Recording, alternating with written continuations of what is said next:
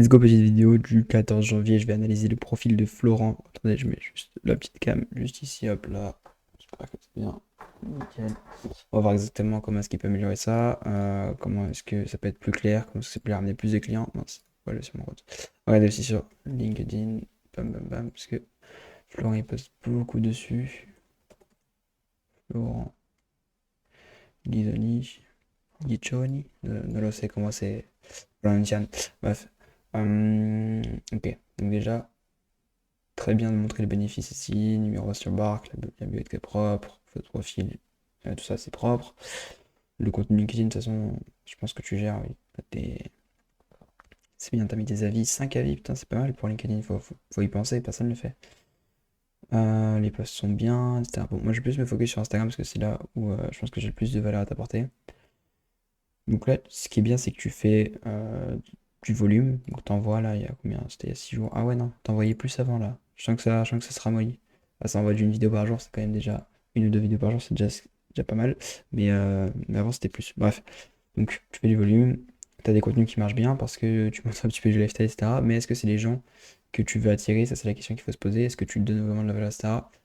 Moins, au moins tu as une première audience de base et c'est pas des choses qui sont mauvaises. Donc, parce que quand même, tu montres un lifestyle qui plaît à des entrepreneurs, qui peut potentiellement plaire à ta cible.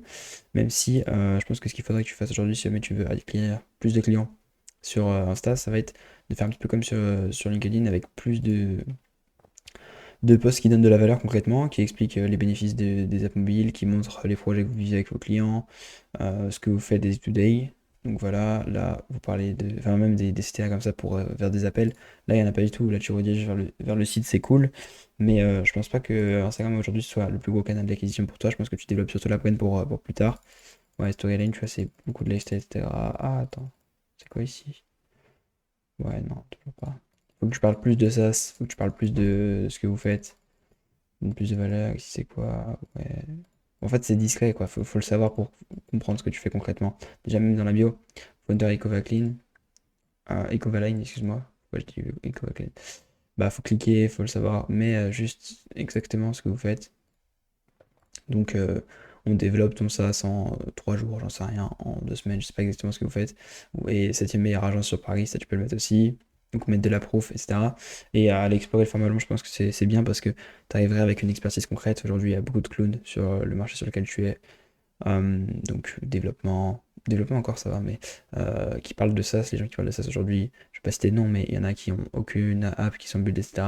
Et donc, arriver avec quelque chose de legit, même si toi, enfin, pas de SaaS concrètement, bah, tu vas arriver avec une approche terrain, leur montrer exactement les projets que tu as fait, les bénéfices que ça apporte aux clients, donner juste de la valeur sur ça pour les gens qui veulent, qui s'imaginent pouvoir le faire tout seul. Et tu vends l'implémentation, c'est des choses qui peuvent paraître très basiques, mais qui sur ton marché, il n'y a personne qui le fait. Tu peux faire sous différents formats, juste facecam comme ça, où tu parles, t'expliques concrètement les choses. Tu peux faire des analyses, des études de cas avec un petit support, que ce soit un Canva ou autre. En fait, tu as plein de choses à faire, même des podcasts en studio, juste avec ton associé, vous parlez un petit peu de ce que vous faites. Là, ça va être des choses plus top of funnel, où tu ramènes des clients à toi, ça c'est encore mieux. Si tu arrives à ramener tes clients en podcast, je pense que ça va être banger, parce que tu travailles quand même avec des gros gars, des gros projets, c'est des choses intéressantes. Vous pouvez expliquer exactement ce que font leurs SaaS. Tu crées une grosse brand autour de ça. Tu convertis derrière en mettant des CTA, en expliquant ce que vous faites. En plus, comme c'est tes clients, ils vont booster ta brand en donnant full value, enfin, pas en donnant full proof plutôt, parce qu'ils vont expliquer exactement ce que vous avez fait pour vous, ce que vous leur avez apporté. Je sais pas si ça, par exemple, c'est un de vos clients. Non, je crois pas. C'était un lien troll. Je sais pas. Je regarde en même temps pour te dire. Mais oui, attends, plutôt, je pense que ce que tu fais sur LinkedIn, le retransposer sur les autres plateformes, sous une autre forme évidemment, mais en vidéo, etc. Ouais, ça peut être très très intéressant. Genre, ouais, là, parler du quotidien de la boîte aussi, c'est cool, mais pas que ça, parce que c'est bien pour la boîte et pour ramener du monde. Mais voilà, ça, c'est ce genre de poste, l'adapter en Reels, c'est cool. On ne refait pas votre site, on le transforme. Ah non, c'est notre site, là, vous parlez de vous encore. Parle plus de tes clients, parle plus de ce que vous faites vous pour les gens, je pense. Honnêtement, dans ton narratif. Toi, ça va plutôt être ça, parce que soit tu sais créer du contenu écrit, t'as un bon copy, etc. Après, en vidéo, il y a beaucoup de formats sans parole. Je sais pas si t'es quelqu'un qui est à l'aise à parler derrière une caméra ou quoi. Mais il faut que tu te forces. De toute façon, au début, ça peut être agréable. Et formalement, c'est pareil. Il faut que tu aies un bon support, un bon sujet, que tu analyses bien ta cible. Toi, si jamais on va sur YouTube et qu'on essaye de trouver les gens qui pourraient être ta cible, Petit commentaire, qu'est-ce que c'est? Ok. On va mettre développeur. Ça pourrait vous être une agence, mais bon, je sais pas s'il y a des agences exactement. Ouais, tu vois, il y a que des mecs qui parlent de ça, c'est comme ça, et ça marche bien, putain, j'ai lancé 6 micros, ça, combien j'ai gagné?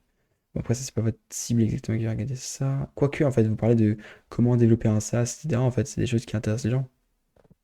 Je sais pas si vous parlez à des gens qui ont déjà un projet solide ou si vous buildez de A à Z. Je suis sûr que tu m'éclaires aussi là-dessus. Je pourrais te répondre en message pour être encore plus clair, mais en gros, voilà, c'est aller analyser exactement les gens qui font. Voilà, ça peut être ça, ouais, tous les devs sont fatigués.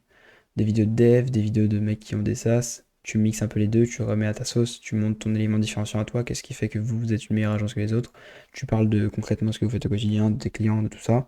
Et tu as des masterclass qui te ramènent des clients, hein, parce que là, je sais que vous fonctionnez déjà très bien, rien qu'avec LinkedIn qui avance à fond et votre réseau, bouche à oreille, tout ça, ça va très vite. Donc si vous rajoutez en plus beaucoup d'orgas en vidéo, pour renforcer aussi la proof, la confiance, parce que c'est compliqué sur LinkedIn de créer une vraie confiance, même si on te voit beaucoup. Donc ouais, hein, je pense que c'est les pistes d'amélioration que je peux te donner. Et tu peux prendre salement ton marché, hein. Je pense que c'est déjà ce que vous êtes en train de faire. Je sais pas à combien vous êtes actuellement, mais c'est cool. Voilà, c'est les points que je te dirais. N'hésite pas à m'éclaircir sur les différents points dont je t'ai parlé, notamment sur ta cible, pour que je sois plus pertinent et que je puisse te donner encore plus de valeur autour de ça. Et merci beaucoup.